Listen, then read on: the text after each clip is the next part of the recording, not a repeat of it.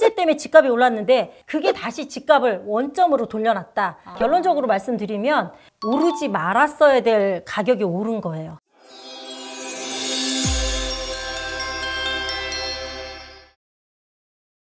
안녕하세요. 오늘 알아볼 내용은 청라국제 신도시에 대해서 알아보려고 합니다.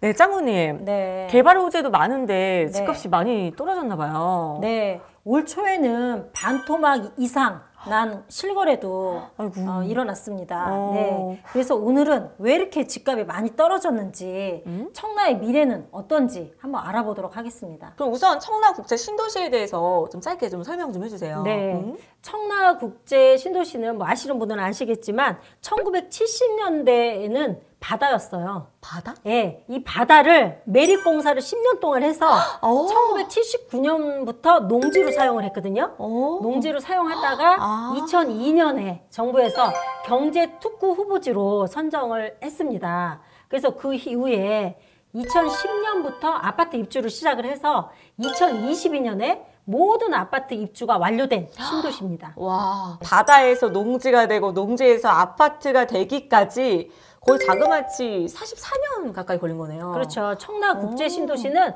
정말 오랜 세월이 걸렸는데 이렇게 오랜 세월 동안 만들어진 이 청라국제 신도시가 가보셨어요 혹시? 저는 사실 한 번도 못 가봤어요. 못 가보셨어요? 진짜 가면은 너무 깜짝 놀래요. 너무 이뻐서. 아 정말? 왜냐면 이 청라국제 신도시 중심에 70만 평의 호수공원이 있어요. 바다를 매립했다고 했잖아요. 그때 이제 호수를 남긴 거지. 조성을 했어요. 와. 그래서 호수공원의 또 동서로는 커넬웨이라고 인공수로가 조성돼 있어요. 저는 거기서 배도 타봤어요.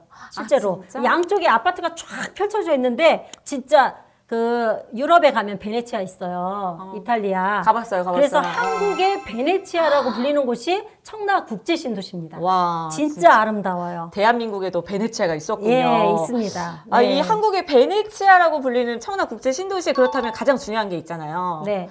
우리 아파트 시세 궁금합니다. 네. 먼저 제가 조금 전에 말씀드린 그 70만 평의 호수를 중심에 두고 거기 주변에 다 아파트인데 그 아파트 중에 청라 한양수자인 레이크블루 이 아파트가 2019년에 입주한 1534세대 대단지 아파트거든요. 이 아파트 공급 115제곱미터 가격을 보니까 2021년 8월에 12억 9,500만 원의 최고가를 찍었습니다. 그리고 나서 2022년 6월에는 11억 1,000만 원에 거래가 되었어요. 약간 내렸죠, 가격이. 네, 살짝. 여기까지는 괜찮았어요. 그런데 2023년에 들어서서 최저가 6억에 거래되면서 최고가 대비 반토막 이상 거래가 나왔는데 3월에 다시 조금 반등해서 8억 500만 원에 실거래가 되었습니다. 그래서 최종적으로 2021년 최고가 대비 4억 9천만 원 하락하였습니다. 네, 좀 다른 아파트 상황은 좀 어떤지 궁금합니다. 네, 이제 주변 아파트 또 알아봤거든요. 네. 이 아파트는 청라 더샵 레이크파크 아파트예요. 이건 조금 큰 평수예요. 공급 133제곱미터인데 2021년 최고가가 13억에 거래됐습니다. 그리고 2022년에는 소폭 내려서 10억 8천만 원에 한 건이 거래됐어요.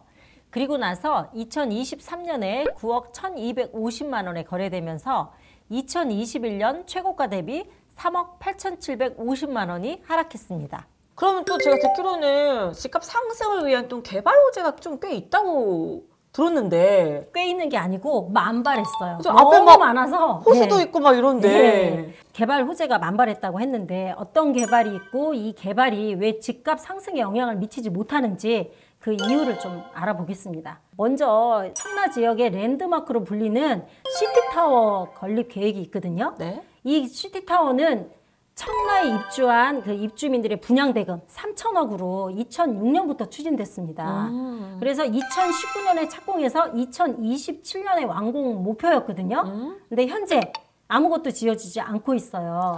왜냐면 추가 공사비, 계속해서 공사비가 지금 오르고 있기 때문에 추가 공사비의 문제와 최근엔 또 시공사 선정, 입찰 문제에 또 뭔가 문제가 생겨서 향후 준공 일정을 알 수가 없는 상황입니다. 다음은 청라 경제자유구역 개발이 예정이 돼 있습니다. 사업비 7,113억을 들여서 로봇타워 하나만 건립된 후에 나머지 부지는 지금 현재 공터로 남아 있어요. 이 청라 경제자유구역은 말 그대로 외국 자본의 유치 사업이거든요. 그런데 이게 로봇타워 하나만 건립된 후로 23만 2천 평 그 부지가 공터인데 부동산 경기 침체와 투자 유치 실패로 지금 현재 10년 넘게 공터로 남아 있는 상황입니다. 그리고 지금 이제 요 계획은 조금 이제 구체화되고 있는데 신세계 스타필드하고 동구장 건설 계획이 있어요. 이 스타필드가 총 면적 5만여 평에 1조 3천억을 들여서 2027년 완공 예정이라고 합니다. 이 스타필드 바로 옆에는 2만석 규모의 동구장을 개발할 예정인데 이 동구장은 2029년에 지어질 예정이라고 합니다. 와, 네. 뭐가 계속 이제 지어질 예정입니다라는 게 굉장히 많은 것 같은데.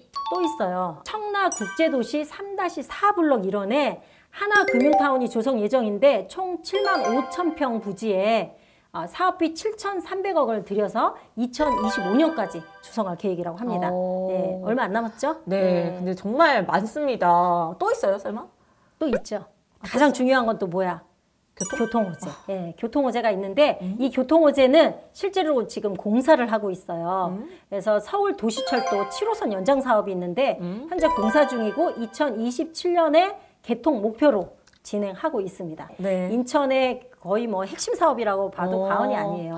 들으면 들을수록 진짜 막 쏟아지는 것 같은 느낌이에요. 네, 개발 호재가 쏟아지고 있죠. 진짜 네. 많네요. 네. 그런데 현재 진행이 되고 있어 보이는 게 스타필드하고 동구장, 그다음에 지하철 7호선 연장 사업 이런 것들은 구체화되고 그 외에는 그 외에 굵직굵직한 정말 필요한 경제 자유구역 개발이라든가 아니면 시티타워 건립 이런 것들이 구체적으로 이제 돼야 되는데 사실상 지금 상황으로 봐서는 언제 될지 모르는 답보 상태다. 아이고. 이렇게 말씀을 드려야 될 것 같아요. 그래도 네. 이제 7호선 연장되면 네. 교통이나 좀 이런 부분이 좀 괜찮아지면 네. 좀 나아지지 않을까요? 없는 것보다 낫다. 그쵸. 이렇게밖에 말씀을 못 드리는 이유가 있어요. 왜냐면 7호선이 연장된다고 하더라도 강남의 주요 일자리까지 1시간 30분 정도 소요될 예정이기 때문에 서울 뭐 주요 일자리까지 접근성이 획기적으로 좋아진다고 말씀드릴 수는 없을 것 같아요. 이 청라 국제신도시하고 근접한 거리에 일산신도시가 있거든요. 이곳 가면 거의 우리 청라 국제신도시하고 좀 약간 비슷한 형태예요. 일산에 가시면 굉장히 유명한 호수공원 있잖아요. 네. 그리고 테크노밸리도 조성하고 있어요. 그렇네. 그리고 거기에 백화점, 스타필드, 네, 킨텍스 모든 생활 편의시설이 잘 갖춰져 있어요. 그렇네. 그리고 지하철 3호선이 있습니다. 강남까지 그쵸. 접근돼요. 시간은 좀 걸리지만 그런데 일산 집값이 어떠냐면 집값 못 오르고 있습니다. 네, 이런 상황이기 때문에 저는 생활 편의시설만 있고 직주 근접이 안 된다고 하면 상당히 그 이상을 좀 기대하기는 어렵지 않나 이런 생각이 듭니다. 그렇지만 청라가 만약에 당초 목표대로 이 개발 계획이 모두 다 이루어지고 특히 국제업무지구와 국제금융지구가 원래 계획대로 유치된다면 청라 국제신도시의 이름값을 할 수 있을 때 그때 저는 집값은 상승할 수 있다라는 생각을 합니다. 네, 딱 들으면 들을수록 진짜 입지가 너무 중요하구나 하는 생각이 들고요. 지금까지 청라국제신도시에 대해서 알아봤습니다. 이제 목표대로 진짜 개발이 잘 돼서 자, 한국의 그 베네치아라고 불리우는 그 이름에 좀 걸맞게 국제신도시가 되기를 희망해 보도록 하겠습니다.